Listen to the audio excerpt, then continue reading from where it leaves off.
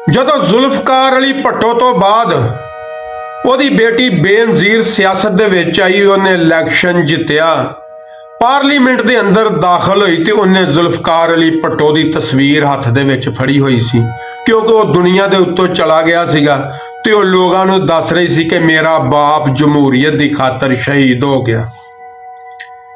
ਇਸੇ ਤਰ੍ਹਾਂ ਆਸਫ ਅਲੀ ਜ਼ਰਦਾਰੀ ਜਿਸ ਟਾਈਮ ਪ੍ਰੈਜ਼ੀਡੈਂਟ ਬਣਿਆ, ਉਹ ਅਸੈਂਬਲੀ ਦੇ ਅੰਦਰ ਆਇਆ, ਉਸ ਟਾਈਮ ਬੇਨਜ਼ੀਰ ਸ਼ਹੀਦ ਹੋ ਗਈ ਸੀਗੀ।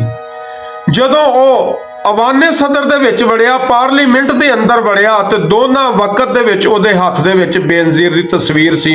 ਉਹ ਲੋਕਾਂ ਨੂੰ ਦਿਖਾ ਰਿਹਾ ਸੀਗਾ ਕਿ ਦੇਖੋ ਮੇਰੀ ਬੇਗਮ ਬੇਨਜ਼ੀਰ ਜਿਹੜੀ ਆ ਜਮਹੂਰੀਅਤ ਲਈ ਸ਼ਹੀਦ ਹੋ ਗਈ ਆ।